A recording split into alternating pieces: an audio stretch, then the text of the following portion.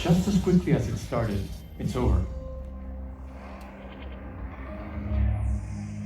So that's on the previous page. Oh, okay. No loops, right? Yeah. Before the collider has even stopped, the chant begins.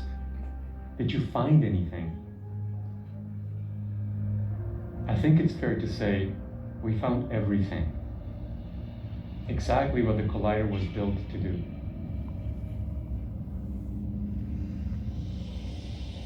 The experiment has proven the theory of the quark-gluon epoch.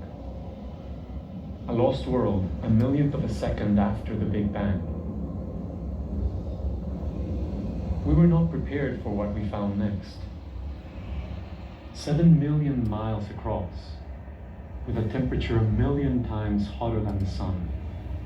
We found a strange plasma, more liquid than water, held together with the strongest force in the universe. A boiling cauldron of tiny immortal quarks, the purest form of matter possible, a perfect fluid, waiting to form the universe to come.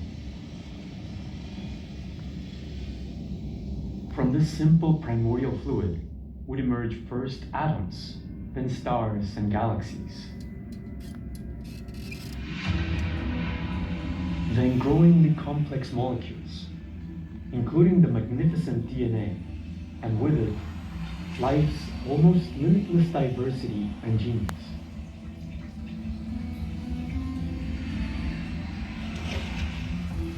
From this fluid evolved a world of invisible yet unimaginably complex microbes.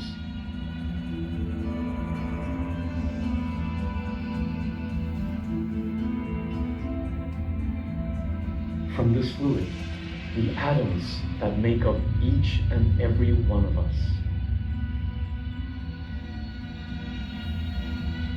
From this fluid, all of science, art, music, and indeed, love itself. Nothing could be more profound or beautiful.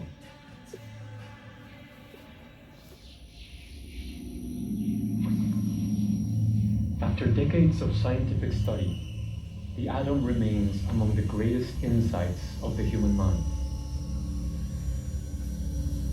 Our experiment at CERN has brought us to the very birthplace of the atom, and with it, a growing understanding of the forces that govern it. We now know when, where, and how atoms were born. Yet why they came to exist may forever remain the greatest secret of the universe.